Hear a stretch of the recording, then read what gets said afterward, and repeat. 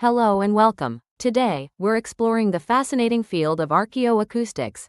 It offers a unique window into the sensory experiences of past civilizations, literally how the ancient world sounded. We're talking about how sound shaped rituals, social practices, and even warfare.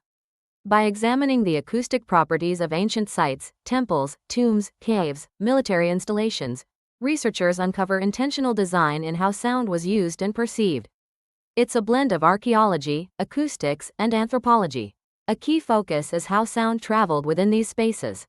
Echoes, resonance, reverberation, these weren't just accidental. They could have held deep symbolic, religious, or practical importance.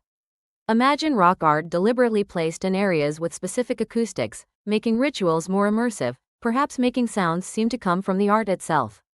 In sacred sites, archaeoacoustics shows us how ancient peoples might have engineered sound for emotional and cognitive impact. Locations for sacred structures often had unique natural acoustics, maybe even harnessing ultrasound or infrasound. These frequencies, though inaudible, can subtly influence our psychological states, inducing awe or fear, amplifying mystical experiences. Ancient civilizations might have intuitively understood this, choosing sites where natural vibrations could enhance rituals.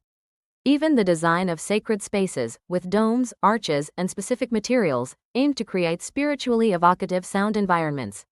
Now, what about warfare? Archaeoacoustics can also illuminate how sound factored into battle strategies.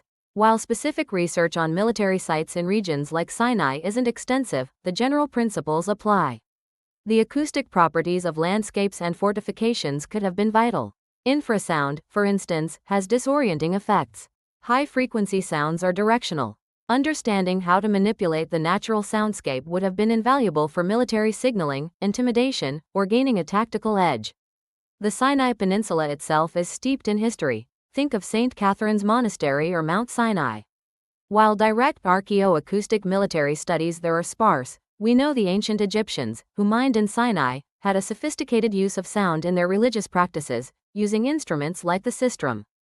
Consider also how the call to prayer, the adhan, profoundly shapes the soundscape in many Arab cities today, highlighting sound's enduring cultural significance. So, how do researchers study this lost world of sound? They use advanced techniques. Sensitive microphones capture current site acoustics, computer modeling simulates past sound behavior, even in ruins. Oralization lets us hear these ancient spaces recreated, experimental archaeology tests acoustics with replica instruments, and they analyze actual ancient musical artifacts.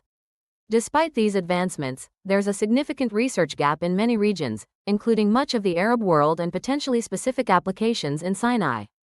Future studies here could offer incredible insights into how ancient inhabitants experienced and utilized sound in their most sacred ceremonies and critical military endeavors. It's truly about listening to the whispers of the past.